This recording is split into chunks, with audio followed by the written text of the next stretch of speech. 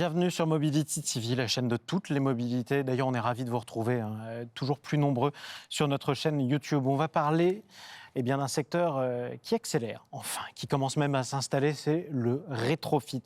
Comment transformer votre véhicule thermique en un véhicule propre? Le gouvernement vient tout juste d'annoncer un plan d'aide à ce secteur et on va en parler avec presque toute la filière puisqu'on a réussi à vous les réunir autour de la même table sur Mobility TV. On est avec Damien Pichereau. Bonjour à vous. Bonjour. Et bienvenue sur Mobility TV. Vous représentez Rêve Mobilities. On est avec Antoine Desferré. Bonjour à vous. Bonjour. Pour Tolv, un des pionniers aussi du secteur, c'est important de le rappeler. Roberto Vira est avec nous également. Bonjour. Bonjour à vous Roberto. Pour Segula Technologies, Maxime Cabanel. Bonjour à vous. Bonjour. Vous représentez Airfit et Jean-Jacques Seraf. Bonjour. Bonjour. Pour Kinomic. Alors, je le disais, l'actualité la plus récente, elle est importante. C'est la présentation par ce gouvernement du plan d'aide à la filière du rétrofit. On se souvient très bien d'Emmanuel Macron qui avait arpenté le mondial de l'automobile il y a quelques mois et qui avait fait des annonces importantes. On avait à l'époque déjà beaucoup d'optimisme. Est-ce qu'il était temps que ça arrive, ce plan? Et qu'est-ce qui va permettre concrètement, comment il va vous permettre d'accélérer, Damien Pichereau? Le plan est évidemment le bienvenu. Il y avait eu une première annonce au Mondial de l'Auto d'un appel à manifestation d'intérêt qui a été lancé dans la foulée fin novembre, sur lequel on a tous répondu, je crois, autour de cette table. Vous étiez tous présents. Exactement. Et aujourd'hui, ce plan va permettre déjà plusieurs choses. D'une, il supprime une clause de détention du véhicule. Auparavant, pour pouvoir rétrofiter son véhicule et bénéficier de l'aide, il fallait le posséder pendant 1 an minimum. Ce qui était un problème parce que ça empêchait d'avoir des flottes, en fait, de faire des flottes, de constituer des flottes. Ça, c'est une obligation qui est maintenant terminée. Donc, on pourra nous-mêmes vendre aussi des véhicules qui sont déjà rétrofités. C'est une vraie belle avancée pour le coup. D'autres choses, mais je pense que les collègues plus techniques pourront mieux en parler que moi, mais des simplifications réglementaires, notamment sur l'homologation, qui vont permettre d'accélérer et de massifier beaucoup plus rapidement, parce qu'on a tous une volonté d'industrialiser le rétrofit. Et puis enfin, et ça c'est fortement nécessaire, des aides aussi à l'offre finalement, des soutiens à nos entreprises pour pouvoir derrière justement augmenter là aussi l'offre de véhicules. Comment industrialiser le procédé? Objectif aussi pour Tolv. Vous avez commencé il y a combien de temps d'abord, Tolv? Alors Tolv, on a commencé en 2019 et on commence l'industrialisation en ce moment justement. On est d'accord, vous êtes peut-être le plus jeune autour de cette table et probablement le plus vieil acteur ou l'un des plus vieux acteurs en tout cas. Le plus vieux sûrement avec Airfit qui a commencé très tôt aussi. Donc je pense on est face à un jeune pionnier, c'est intéressant. Sur le véhicule utilitaire, par contre, c'est sûr qu'on est les premiers sur le sujet. C'était sûr. La question de l'industrialisation, du coup, en fait, c'est un vrai sujet parce que le rétrofit a existé avant la conception actuelle. Convertir des véhicules électriques, ça existe depuis toujours. On a toujours fait, mais c'était artisanal ou c'était une exception? Exactement. La question, c'est comment on le fait. On le fait en 2 étapes. La première, c'est en respectant un cadre réglementaire dans la conception de notre produit et en respectant des normes de conception qui nous permettent d'avoir un produit qu'on peut faire de manière réplicable et à la chaîne. Et d'autre part, c'est en ayant un savoir-faire industriel. Alors nous, on l'a développé nous-mêmes en propre dans notre usine pilote à Grenoble. On le fait en ce moment en partenariat aussi avec Renault Group dans le cadre de la réindustrialisation de l'usine de Flins. Et c'est vraiment en définissant des méthodes industrielles, des produits industriels. Quel type de véhicule avec Tolv aujourd'hui? Alors aujourd'hui, nous, on fait uniquement du véhicule utilitaire pour les professionnels et pour les collectivités. Donc Renault Trafic, Renault Master pour commencer, et les autres marques vont suivre. On y va petit à petit. On fait uniquement, c'est très important, parce que précisément, ces véhicules, ils roulent en général au diesel. Et il arrive très souvent qu'ils roulent dans des zones à faible émission où ils n'auront bientôt plus le droit de rouler, d'où l'intérêt de la solution que vous apportez. Secteur donc en plein boom, que vous ne regrettez pas d'avoir intégré, Roberto Vira. Oui, tout à fait. Alors, je resitue Segula parce qu'on a une particularité ici autour de la table, c'est que nous, on est acteurs ingénieristes, on accompagne les grands secteurs industriels dans tous les domaines, et notamment l'automobile. Sur 12 000 collaborateurs, c'est 7 000 collaborateurs chez Segula. Et pour nous, pour Segula, c'est important parce qu'on est vraiment acteurs sur des innovations qui contribuent à la décarbonation, et ce projet Rétrofit, avec qui on collabore aujourd'hui avec Rêve, mais et parfaitement dans cette cible. Il y a beaucoup de choses intéressantes. Il y a une cible, on l'a dit ici autour de la table, de standardiser la solution, mais aussi la partie industrielle et industrialisation des véhicules rétrofiques. C'est partie d'ailleurs sur laquelle la France a un petit peu d'avance, on peut le dire quand même, par rapport aux autres pays européens. On a même beaucoup d'avance. C'est presque plus facile de le faire en France qu'ailleurs. C'est pas dans tous les secteurs que c'est le cas, donc c'est intéressant quand même de le dire. Airfit était un des premiers acteurs, Maxime Cabanel. D'abord, question toute bête, le rétrofit, quelle est sa première utilité? Est-ce que c'est de prolonger la vie d'un véhicule ou est-ce que c'est de le rendre plus propre pour vous? Alors, pour nous, c'est un petit peu particulier parce que Airfield, qui est notre marque du Mary Club Cassis, dont l'origine réside dans la pièce détachée d'origine de chevaux Mary, donc véhicule vintage. Mais ça Harry nous Club donne- Cassis, ça nous fait rêver quand même. On a l'impression déjà d'être en vacances. Effectivement, c'est une localisation assez sympathique. Mais donc, ça nous donne en fait une facette du véhicule vintage en plus de l'aspect rétrofit. C'est-à-dire, pour nous, la fonction est double. Ça va permettre de décarboner le parc, évidemment, puisque c'est l'activité principale du rétrofit, on est tous d'accord là-dessus. Mais surtout, ça va permettre de remettre sur la route des véhicules qui aujourd'hui ne roulaient plus parce que trop vieux, ne passent plus le contrôle technique, manquent des composants, ou bien sûr, les ZFE. Voilà. Donc c'est vraiment ces deux aspects qui nous intéressent. Vous ressuscitez des véhicules qui ne pouvaient plus se déplacer ou qui ne pourront bientôt plus se déplacer. C'est Tout à fait. Et une ça, deuxième vie. exactement. Et c'est aussi dans le cadre du rétrofit que ça nous permet de créer une économie circulaire. Ouais. Parce que d'un côté, oui, on va rétrofiter, on va électrifier du véhicule vintage, mais ça reste des composants qu'on va pouvoir réinjecter sur le véhicule d'origine. Donc c'est vraiment deux économies qui, pour nous, marchent en parallèle. Et c'est ça. Et c'est pour ça d'ailleurs que c'est intéressant de s'y lancer. Jean-Jacques Serraf, pour Kinomic, comment vous accueillez la conjoncture actuelle ? Écoutez, elle est bonne parce que déjà le potentiel, comme vous l'avez mentionné, du rétrofit, notamment sur les véhicules utilitaires, est important. On parle de 6 millions de parcs de véhicules utilitaires, probablement le parc éligible est aux alentours de 4 millions. Et quand on parle des ZFE, des véhicules qui vont devoir donc se convertir très prochainement, c'est environ 1 million de véhicules, un peu moins d'1 million de véhicules dont on parle. Donc il y a un potentiel, on commence à en voir la demande. Il y a plusieurs cibles, probablement, dans ce potentiel dont on parle. Et c'est ça qui va être intéressant, c'est d'adresser chaque problématique de chaque client. C'est quoi ces cibles ? Alors, aujourd'hui, vous avez les artisans pour l'utilitaire. Alors, si on parle de l'utilitaire, on a bien entendu les artisans. Donc c'est le plombier, le couvreur, Voilà. celui qui a une estafette. Et la problématique pour l'artisan, effectivement, c'est de pouvoir rentrer dans les ZFE à moindre coût et pas forcément d'acheter systématiquement un véhicule neuf qui sera bien entendu beaucoup plus onéreux. Le deuxième élément, c'est les grandes entreprises qui ont des grandes flottes et eux, comme vous le savez, ont la loi l'homme et doivent bien entendu verdir leur flotte. Et c'est quelquefois difficile de verdir sa flotte avec des véhicules neufs uniquement. On connaît les problèmes d'approvisionnement et les difficultés de le faire rapidement. Et donc là, le rétrofit peut également être une solution sur une partie de leur flotte. Et puis, il ne faut pas oublier les loueurs, notamment les sociétés de leasing, qui ont également l'intérêt de pouvoir prolonger la durée de vie des véhicules. Notamment, on sait que les loueurs ont eu des sources de profit importantes avec les véhicules d'occasion. Et donc, le rétrofit peut se présenter comme un véhicule d'occasion plus. C'est ça qui est important à retenir. C'est d'autant plus intéressant que ça veut dire qu'il y a un vrai marché. Et c'est aussi pour ça que vous êtes là pour y répondre, pour le remplir ou le faire exister tout simplement. Concrètement, est-ce que vous craignez, Damien Pichereau, qu'il y ait des reculs, notamment sur l'instauration des zones à faible émission? C'est tout à fait possible. On voit certaines grandes collectivités qui commencent à accorder des dérogations, d'autres qui commencent à avoir peur de certaines manifestations. Tout le monde n'est pas informé. L'Observatoire de la mobilité de Roule, par exemple, révélait que les Français étaient sous-informés sur les contraintes auxquelles ils feraient face. Mais clairement, les Français, on ne voit pas arriver les ZFE. Non. C'est une réalité. Maintenant, notre business model ne tourne pas autour des ZFE. Nous, chez Rêve Mobilities, on considère que la ZFE est effectivement un accélérateur. C'est ça, c'est un plus. Mais vous pouvez peu importe. Mais comme les Français, vous pouvez vous en passer, quoi. Voilà, fondamentalement, on peut s'en passer parce que face à cela, quoi qu'il arrive, le prix du carburant il continue à augmenter. Les véhicules diesel qui sont de plus en plus dépollués, on voit qu'en termes de fiabilité, nous, on a beaucoup de retours de la part de clients qui nous disent finalement, je roule pas assez, je roule qu'en ville. Donc, j'ai plein de problèmes avec mon véhicule. J'ai encore ce matin un client qui me disait tous les 3 mois, mon véhicule part au garage, enfin ma flotte part au garage parce que tout est bouché à cause de l'antipollution finalement. Donc on voit bien qu'il y a plein d'avantages finalement à passer à l'électrique, au-delà même des ZFE. Mais effectivement, les ZFE sont un accélérateur parce que autant on peut dire à monsieur et à tout le monde, écoutez, il va falloir prendre les transports en commun, il va pas falloir prendre le vélo, il va falloir aller expliquer à mon plombier demain qu'il va devoir aller prendre le métro avec ses tuyaux de 3 mètres et avec son poste à souder. Je pense que beaucoup de gens vont très vite appeler la sûreté de la RATP.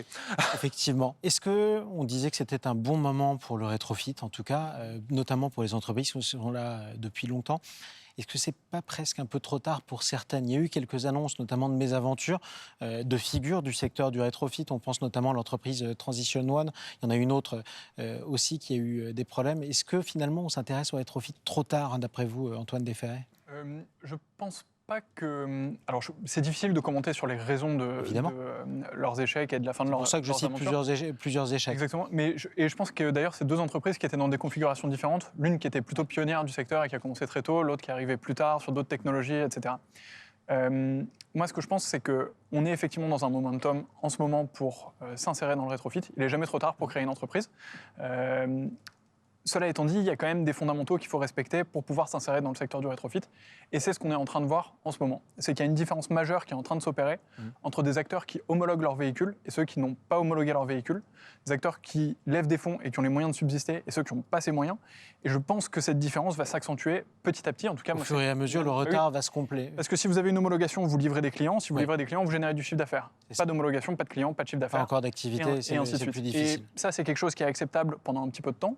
Mais quand on fait des promesses d'année en année, en fait, il arrive à un moment où soit on n'est plus finançable, soit on perd en crédibilité. Donc c'est pour ça qu'on s'attache à exécuter ces homologations et aller le plus vite possible. Damien Pichereau? Ouais, je crois qu'au-delà de ça, vous parlez des difficultés de la filière. Il faut rappeler qu'on est sur une filière qui est effectivement naissante. On est sur une réglementation qui date de 2020, qui est arrivée en plein milieu du Covid. On est tout à fait d'accord. Mais quand on voit aujourd'hui la demande au niveau mondial, elle explose. C'est 4000 pick-up au Kenya, c'est des milliers de bus scolaires qui sont en cours de rétrofit aux États-Unis. Il y a des bennes à ordures ménagères qui sont en cours en Angleterre. On a des super nouvelles en France aussi, les partenariats avec des constructeurs. Nous-mêmes, on discute aussi avec des constructeurs, on annoncera des choses dans les semaines à venir. Donc il y a vraiment, je pense, un moment qui est bon. Après, effectivement, il y a des modèles économiques qui aujourd'hui ne trouvent pas forcément leur public ou qui ont du mal à trouver des investisseurs et qui rendent le financement plus compliqué, la survie de l'entreprise plus compliquée. C'est pour ça que c'est le moment d'essayer. Absolument, c'est le moment. Jean-Jacques Seraf. C'est le bon moment pour, en tout cas, investir sur le rétrofit et permettre à la filière d'évoluer. Mais je voudrais également rajouter que pour l'Europe, probablement, les spécifications sont importantes. Le rétrofit, ce n'est pas un ersatz d'un véhicule électrique, ça doit être un véhicule finalement qui est upgradé et qui offre un véritable cas d'usage pour le client, et particulièrement quand on parle des utilitaires, avec une autonomie suffisante et avec une capacité suffisante. Donc c'est pour ça que les partenariats avec les constructeurs sont importants, aussi bien au niveau technologique qu'au niveau des banques de données de pièces. Et dans ce cadre, Kinomic a donc conclu ce partenariat avec Stellantis pour la gamme des véhicules utilitaires. Pour faire en sorte que ça puisse fonctionner et que ce soit en plus un apport qualitatif. C'est ma 2 chevaux en mieux, finalement, on pourrait le dire comme ça, Maxime Cabanel? Alors, sur le vintage, c'est toujours un peu spécifique, parce que je suis tout à fait d'accord avec l'aspect d'upgrade. Le véhicule doit présenter un agrément de conduite au moins équivalent du véhicule d'origine, c'est évident. Et pourtant, on est sentimental. On est sentimental, donc sur du véhicule vintage, nous, on avait d'origine un fil rouge qui était de dire on change uniquement la chaîne de traction. Mais au feeling, au ressenti, ou même au visuel, l'utilisateur ne devrait pas pouvoir faire de différence entre sa 2 chevaux d'origine ou sa 4L, ou sa 4L fourgonnette, sa 2 chevaux fourgonnette, pardon, qu'on a homologué aussi. Il ne doit pas avoir de différence. Par contre, on est tout à fait d'accord qu'il doit pouvoir avoir un aspect upgrade du véhicule. Mais pour revenir sur ce que vous disiez par rapport aux complexités de vraiment de naître entreprise rétrofit en ce moment, c'est quelque chose qui est heureusement en train de changer. C'est ce que vous disiez aussi sur les nouvelles annonces gouvernementales. Les frais d'homologation, on est bien placés tous les deux, tous ensemble ici même pour le savoir. Ça se compte. Nous, sur notre premier projet, c'était plus de 150 000 € pour le premier véhicule 4 roues homologué en France, en rétrofit. Et du coup, il doit normalement y avoir des simplifications qui devraient apparaître, que ce soit sur les frais d'homologation, les complexités réglementaires, mais aussi une potentielle mise en concurrence des différents laboratoires d'essai. Donc on pourra atteindre une certaine vitesse de croisière. Vous parlez par exemple, on ne doit pas avoir de différence entre l'ancienne 2 chevaux et la nouvelle. Bon, il y aura toujours le bruit. Elle fait moins de bruit quand même quand elle est électrique. Elle fait un bruit différent, sachant que pour des questions de sécurité évidentes, on a beaucoup dit le véhicule thermique fait trop de bruit. Ensuite, on a dit le véhicule électrique ne fait pas assez de bruit, on ne l'entend pas. Donc il y a des systèmes qui permettent de restituer pour prévenir les usagers, principalement les piétons, évidemment. Donc oui, le bruit sera différent. Vous n'aurez plus l'odeur, vous n'aurez plus la même chaleur. Mais le but du jeu, c'est que la voiture soit au moins aussi sympathique qu'à l'origine. Et on aura toujours le klaxon de la 2 chevaux qui faisait re et qui est inimitable. Et celui-là, il fonctionne aussi en version rétrofitée. Juste un Jean-Jacques Seraf. Pour parler aussi de cette filière, je crois que ce qui est important, c'est aussi l'entraide entre les sociétés. Ouais. D'ailleurs, avec Airfit et avec Design 1880, on a un projet sur la Fiat 500. Et c'est important parce qu'il faut s'entraider pour pouvoir faire émerger des projets qui sont visibles et qui ont aussi un succès commercial. Et c'est pour ça que c'est important de le souligner d'ailleurs, parce que des émissions sur le rétrofit, on en a fait un certain nombre sur Mobility TV. On a l'impression que c'est une grande famille. Pourtant, vous êtes tous plus ou moins à des degrés divers concurrents, mais c'est quand même une grande famille. Vous le confirmez, vous aussi? Non, c'est sûr, on s'est réunis très tôt dans une association qui s'appelle l'AIRE, qui a maintenant intégré d'ailleurs Mobiliance. On se réunit très régulièrement, je pense qu'on se voit tous assez souvent et on partage pas mal d'informations. C'est important quand on fait émerger une filière industrielle, c'est important de le faire entre nous, c'est important de le faire aussi avec des personnes à l'externe, à l'extérieur de nous, puisque c'est bien de partager notre savoir, mais à côté de ça, la mobilité, l'automobile, c'est aussi une grande famille et c'est une famille qui nous accueille les bras ouverts. Donc, il y a tous les réseaux d'entretien automobile, de concessions avec lesquels on échange beaucoup. Les constructeurs automobiles, ça l'a été rappelé beaucoup avec Kinomi, qui sont partenaires avec Stellantis, et nous avec Renault notamment. Et c'est le cas avec les équipementiers automobiles, etc. Donc, non, c'est Vous une êtes grande pris famille. au sérieux, surtout par les grandes entreprises. Tiens, si je suis aujourd'hui un investisseur, comme dites-vous, Roberto Vieira. Ouais, pour rebondir là, sur ce qui vient d'être dit, c'est très important en fait, qu'il y ait une cohésion entre tous les rétrofiteurs. Et puis aussi, donc Ségula qui contribue à la partie R&D, mais aussi on est un gros acteur sur le test et validation, on prépare à l'homologation. Donc on voit bien tous les sujets, on va dire, pour répondre aux organismes de certification et aux attentes de législation. Et je pense que c'est en se regroupant, il faut faire bouger les lignes. Vous l'avez dit tout à l'heure, il faut arriver à maintenir... tout en intégrant une chaîne de traction électrique, il faut maintenir le confort, les aspects sécurité, mais ça implique aussi des règles d'homologation et il faut faire bouger certaines lignes pour simplifier, parce que finalement... Qu'est-ce qui est trop compliqué? Tiens, concrètement, aujourd'hui, qu'est-ce qui est trop compliqué? Les aspects sécurité, c'est-à-dire freinage, les aspects confort, les aspects, certains points de blocage moteur, par exemple, sur un véhicule thermique à l'arrêt. Est-ce qu'on doit faire bouger ou pas l'homologation sur ce point-là? Il y a des petites questions comme ça à vous révéler. faire gagner du temps et aussi de l'argent. Exactement, exactement. Et c'est des points à étudier au cas par cas, c'est ce qui est en train d'être fait, mais il y en a plein d'autres. Et sûrement des gains potentiels sans remettre en cause de risques vis-à-vis du client, bien sûr, et puis vis-à-vis du confort utilisateur, de la sécurité. Mais c'est des sujets à travailler. Faire en sorte que ce soit plus facile pour lui d'accéder au rétrofit et qu'en même temps, ça lui coûte moins cher, ce qui serait logique. Il y a encore donc trop de lourdeur en France, même s'il y en a moins qu'ailleurs, du coup, Damien Taux et Pichereau. Oui, c'est clair qu'on est sur une législation française qui est pour moi la meilleure au monde dans le sens où elle offre une qualité et une sécurité qu'on retrouve nulle part ailleurs. Et en même temps, elle permet de faire de l'industrialisation. On en parlait tout à l'heure. Les Allemands, par exemple, sont sur une réglementation qui te permet de faire que de l'homologation unitaire. Ça. Donc on doit passer chaque véhicule au TÜV. Ce qui est beaucoup plus complexe pour nous et pour... Si on voulait tuer une filière, on ne s'y prendrait pas autrement en Allemagne. Exactement. On se demande ce que font les Allemands. Donc on a clairement cette chance qui aussi protège l'arrivée d'acteurs étrangers, qui nous permet nous aussi d'imaginer d'aller demain, d'exporter. Et c'est finalement le pilier de la réindustrialisation. Le président de la République en parlait, il parlait de réindustrialisation. Nous, aujourd'hui, on peut être des moteurs de cette réindustrialisation en créant de l'emploi au cœur de nos territoires, parce que nos véhicules, ils ne sont pas transformés à l'autre bout du monde, ils sont transformés chez nous, dans nos territoires. Dans un atelier, sur place, dans des ateliers qui sont agréés également. Mais ce qu'on demande, c'est surtout qu'on nous fasse confiance. Typiquement, on parlait du Master tout à l'heure, il y a 6000 types variantes versions sur le Master environ. Donc, aujourd'hui, si je suis à la lettre le règlement, la réglementation, je devrais homologuer 6000 véhicules différents. Donc, ce qu'on dit, c'est si on est capable de faire le petit et le plus grand, potentiellement, on peut tous les faire.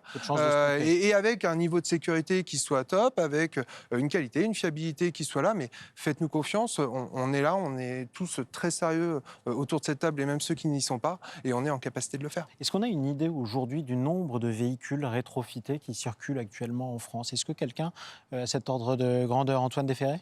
Donc nous, on a commencé nos livraisons au tout début d'année. On a obtenu notre première homologation en novembre. On a commencé à livrer en janvier. On a actuellement entre 20 et 30 véhicules qui sont en circulation auprès de nos clients. On a 5 prototypes qu'on prête à des journalistes ou à des Par partenaires. exemple, pas à moi, des je vous partenaires. assure. Bon, c'est des Renault Trafic, donc c'est très Pourquoi sympa pour un déménagement ou autre. Ça peut servir, c'est vrai. Mais pour partir en vacances, c'est un peu plus dur. Quoique. Donc voilà, donc nous on a une trentaine de véhicules en ce moment. On parlait d'industrialisation. En fait, notre conviction, c'est que promettre de faire 50 000 véhicules dans 2 ans, c'est une très belle promesse, mais que pour y arriver, il y a des étapes à franchir. Et surtout quand on débute dans l'industrie automobile. Et donc pour ça, là on a livré entre 20 et 30 véhicules. On va monter jusqu'à une cinquantaine en fin d'année. L'année prochaine, on va en livrer 500. Et l'année d'après, on en livrera 5000. Et on Exponentiel. le fait étape par étape. Et on valide des choses étape par étape. On apprend à faire de l'industrie et de l'automobile. Pour l'instant, vous gardez l'optimisme. Exactement, complètement. Et vous y croyez dur comme fer. Vous aussi? On y croit aussi dur comme fer. Après, on a eu une expérience qui était peut-être un petit peu plus difficile, on va pas se le cacher, dû au moment auquel est sorti l'arrêté, les événements Covid, l'économie qui était un peu plus complexe. Et on a vécu une passe, en fait, où, étant les premières homologuées, on est un petit peu, entre guillemets, parti la fleur au fusil. Tout le gâteau est là, c'est merveilleux, allons-y. Comment vous êtes revenu du front, du coup? On est revenu du front toujours très motivé, mais on est revenu du front constatant qu'une économie ne peut pas être créée au niveau national s'il n'y a pas autour de cette industrie les facilités nécessaires à lancer le système. Donc on revenait sur ce que disait notamment Roberto Vieira, les facilités d'homologation, lever certains obstacles. Est-ce qu'il y en a d'autres? Les aides, par exemple, même pour l'utilitaire, pour le professionnel. Alors, Jean-Jacques il y Seraf. a des aides, puisqu'elles ont été confirmées, et c'était Un un des plan. éléments, effectivement, de l'arrêté. Donc, c'est important que ces aides continuent dans le temps et soient stables. Des aides qui sont variables ne sont jamais réassurantes pour un client. Mais l'autre point qu'il faut également garder à l'esprit, je crois, au-delà des éléments techniques dont on a parlé, c'est également toute la filière commerciale qui doit être activée. Beaucoup d'acteurs ont des rôles importants. Je parlais tout à l'heure des acteurs de leasing, par exemple, de location. Eh bien, ce type de partenariat peut permettre également de permettre vraiment d'arriver aussi à un stade beaucoup plus industriel sur le rétrofit, ce qui est l'objectif Passer à la surtout pour vitesse, les utilitaires, pour passer à la vitesse supérieure. Super. À terme, quel sera le véhicule, si tout fonctionne bien, selon vos rêves à tous, quel sera le véhicule le plus rétrofité de France, d'après vous, dans ceux qui circulent? Est-ce que quelqu'un a une idée, à peu près? Je pense que c'est très difficile à dire aujourd'hui parce que on a beaucoup parlé d'utilitaire parce qu'on est tous dans l'utilitaire. Donc si on regarde les chiffres, les chiffres de vente aujourd'hui des utilitaires, on se rend compte que le Master est parmi ceux qui y sont le plus. Donc on peut potentiellement se dire que ce sera aussi le plus rétrofité de manière assez mathématique. Mais rien ne nous dit que demain, si on a justement des aides supplémentaires sur le véhicule particulier, par exemple, on n'aura pas un nouveau marché qui va naître, qui là aussi est gigantesque. On a répondu avec Ségula sur appel à manifestation d'intérêt. Ce qu'on dit, nous, c'est très simple, c'est que quand vous avez jusqu'à 5 000 € d'aide sur du véhicule particulier rétrofité, en même temps, vous en avez 10 500 sur et encore, pas... Je ne vais même pas au bout, je n'ajoute pas toutes les surprises, mais vous êtes à 10 500 sur un véhicule neuf qui est made in China. Exactement. Donc, ce n'est pas tout à fait logique. Donc le rétrofit est meilleur pour la planète et pour les objectifs de ce pays. Écoutez, tout ce qu'on vous souhaite, c'est de passer à l'industrialisation, tout simplement, et puis de vous multiplier, croisser et multiplier. Merci à vous tous d'être venus sur le plateau de Mobility TV. Damien Pichereau pour M-Mobilities, Antoine Déferré pour Tolv, Roberto Vieira pour Ségula Technologies. Nous sommes avec Maxime Cabanel pour Airfit et Jean-Jacques Seraf pour Kinomic. Bonne chance à vous tous, en tout cas. On vous souhaite de devenir la nouvelle filière qui contribuera à la réindustrialisation de ce pays. Merci à vous tous de nous suivre sur Mobility TV. Merci.